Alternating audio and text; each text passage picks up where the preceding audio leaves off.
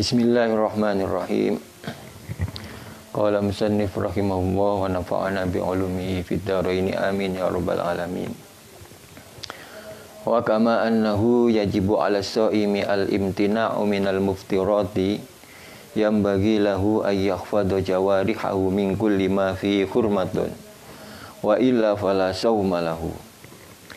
Wa kama annahu yajibu 'ala shaimi, dan sebagaimana wajib bagi orang yang berpuasa, al-imtina'u minal muftirati, mencegah dari perkara yang membatalkan puasa, yang bagi lahu ayyahfadhu jawarihahu, semestinya dia juga menjaga anggota badannya, mingkul lima fihi hurmatun, dari segala sesuatu yang diharamkan terhadapnya.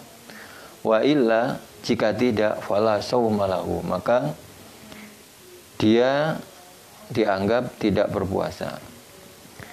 Bismillahirrahmanirrahim. Puasa adalah sarana ibadah yang diberikan oleh Allah Subhanahu wa taala untuk mengekang atau mengendalikan hawa nafsu. Semua yang dilarang di dalam ibadah puasa terutama mengkerucut pada dua hal, ya, makan dan minum. Kemudian yang kedua, berhubungan intim dengan pasangan sahnya. Itu adalah hal-hal yang mestinya tidak dilarang di luar ibadah puasa.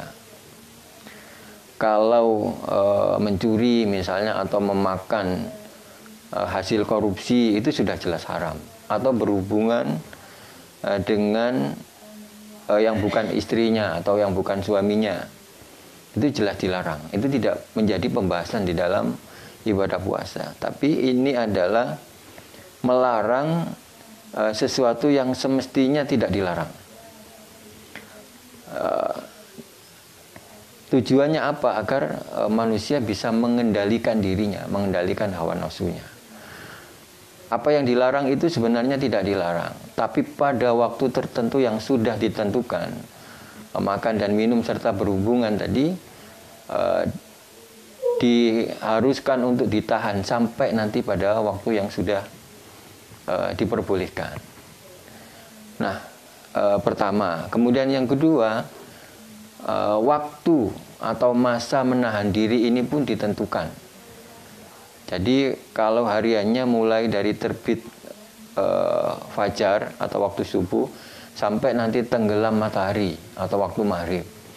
Kemudian nanti selesainya selama 1 bulan, 29 hari atau 31 hari.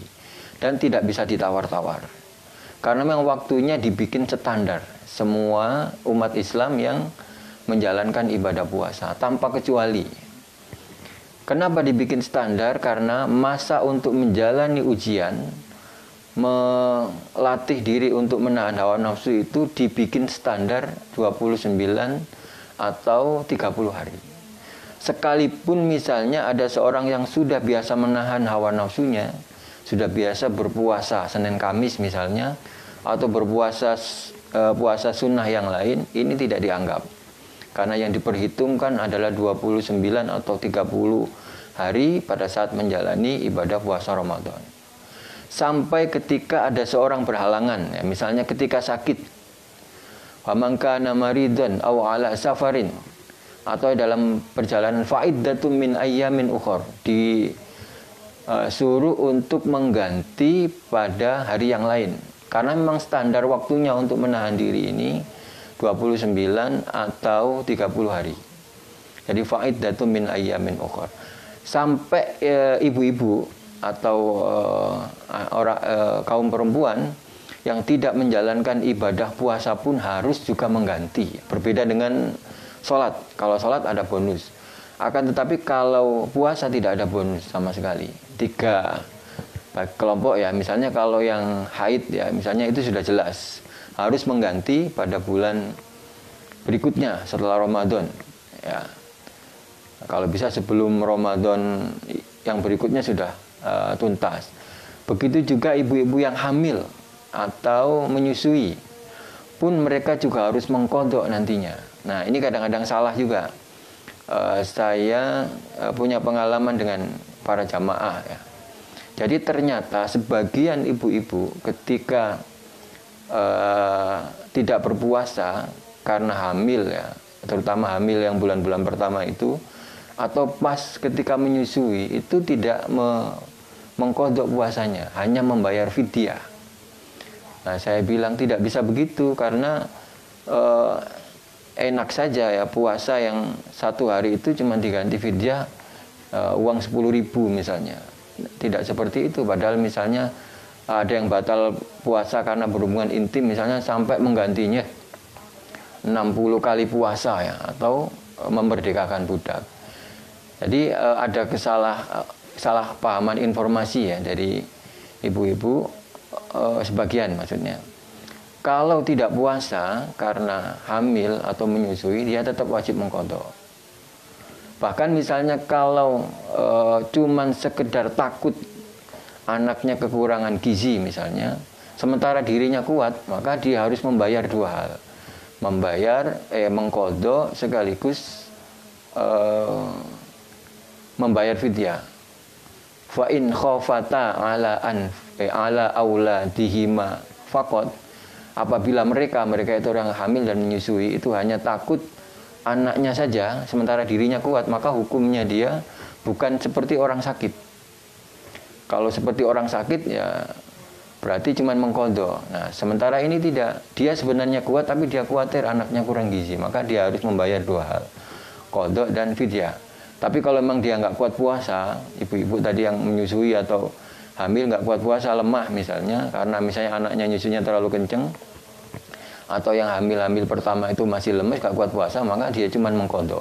Tapi kalau dia sebenarnya kuat, maka dia membayar dua, mengqadha dan fidyah. Ini kadang-kadang salah ya, kadang-kadang salah. Pengalaman saya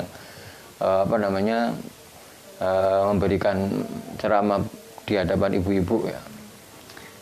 Poinnya apa yang ingin saya sampaikan, bahwa kewajiban menahan diri di dalam ibadah puasa itu harus 29 atau 31 hari. Atau kalau mengqadha berarti diambil yang paling banyak 31 hari. Ini menjadi standar, hukum itu selalu dibikin standar. Ini menjadi standar yang diwajibkan bagi umat Islam yang ingin menahan diri dari hawa nafsunya, menahan diri dari sesuatu yang diperbolehkan tadi. Tapi di dalam ibadah puasa ini dilarang, tujuannya agar manusia terlatih untuk mengendalikan hawa nafsunya. Akan tetapi diingatkan oleh Syekh Amin Qudri di dalam kitab Tanwirul Qulub yang kita baca ini, menahan diri dari lapar dan dahaga serta hubungan intim tadi itu hanyalah sebagian dari ibadah puasa, hanya berkaitan dengan panca indera, itu lidah ya.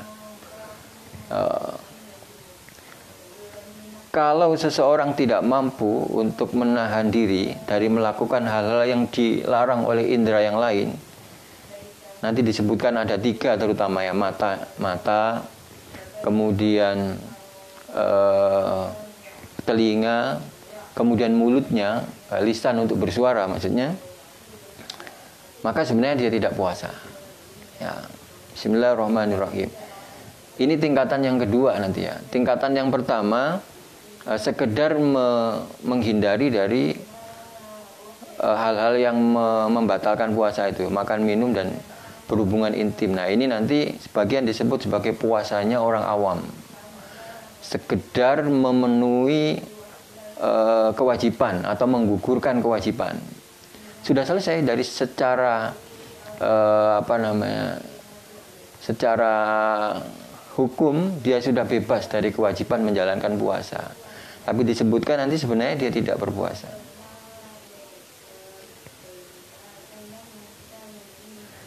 Tadi ayyahfadhu jawarihahu min kulli ma fi hurmatun. Untuk memelihara diri, memelihara anggota badannya dari segala sesuatu yang diharamkan. Qala ba'duhum idza lam yakun fis sam'i minni tasamumu fi muqlati ghaddin wa fi mantiki sumtu. Ini syairnya. Idza lam yakun fis sam'i minni tasamumu fuulun ya, ini bahar tawil istilahnya.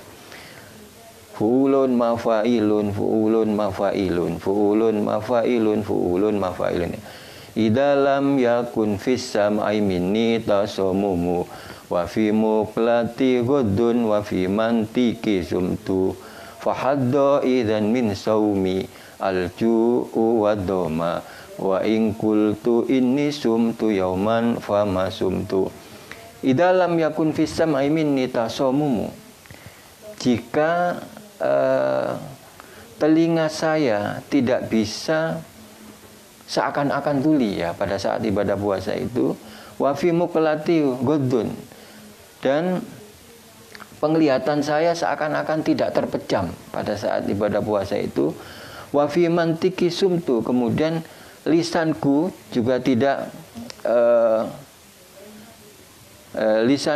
tidak diam, fahadha idan min saumi al-ju'u wa doma, maka sebenarnya di dalam puasa itu saya hanya mendapatkan lapar dan dahaga. Jadi ini peringatan atau syair yang ditulis dengan subjek saya ya.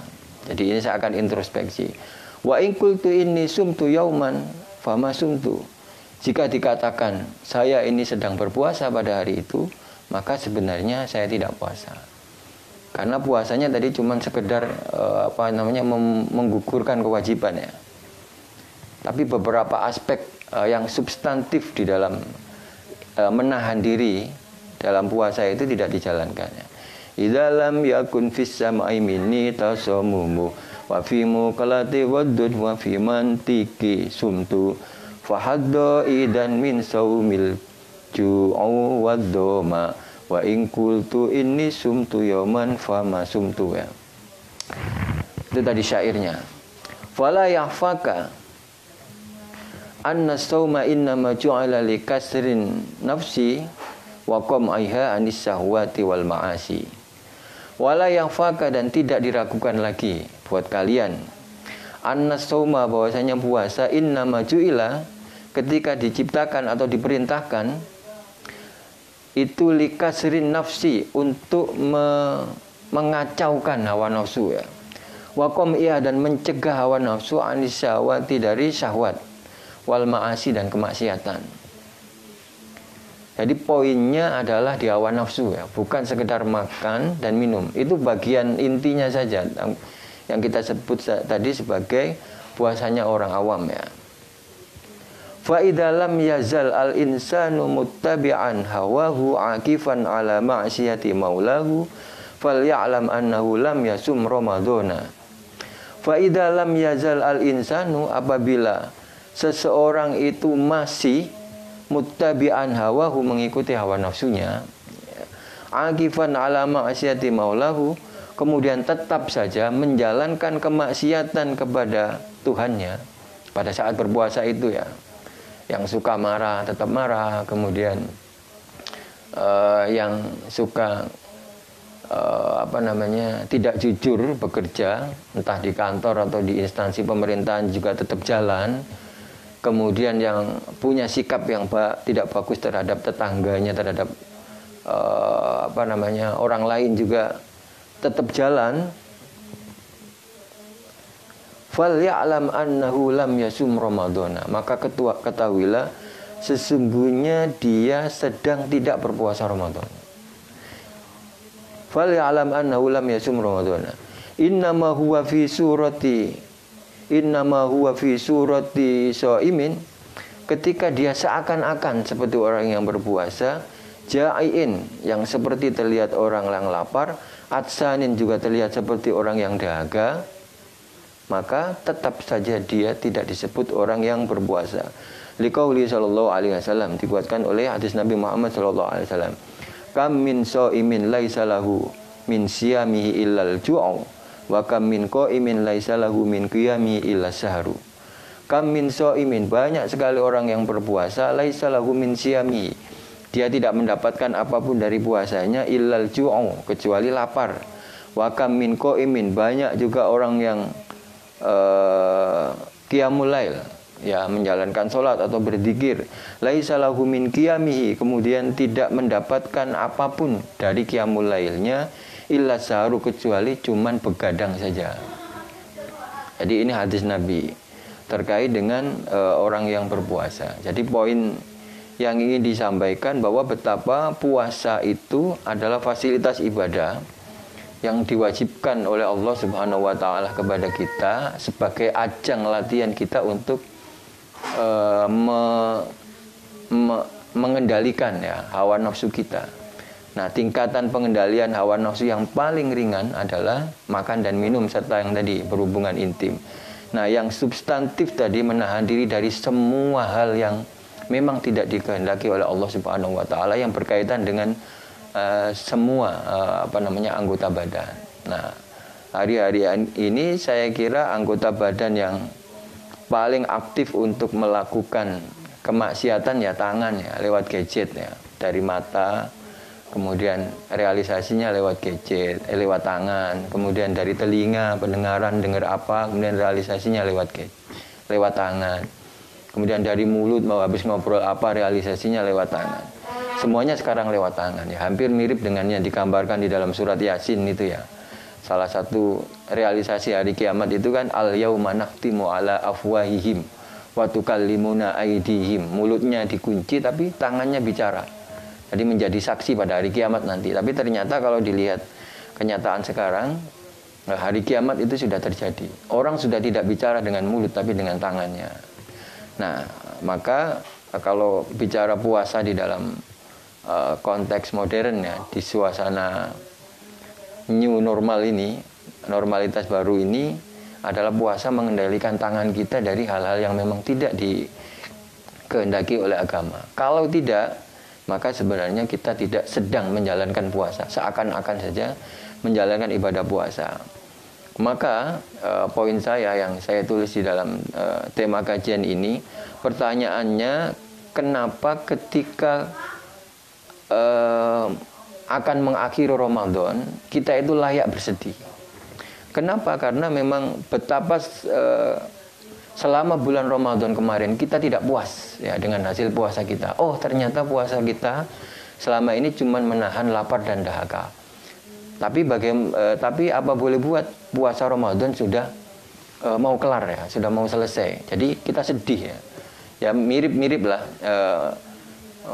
dengan ketika kita ikut kompetisi anggota legislatif misalnya, atau menjadi tim suksesnya, tim sukses capres cawapres, ketika kalah, ya, atau merasa tidak berhasil di dalam pergulatan selama momen itu, pasti kita bersedih karena pilpres, pilgub atau pileknya nanti 5 tahun ke depan.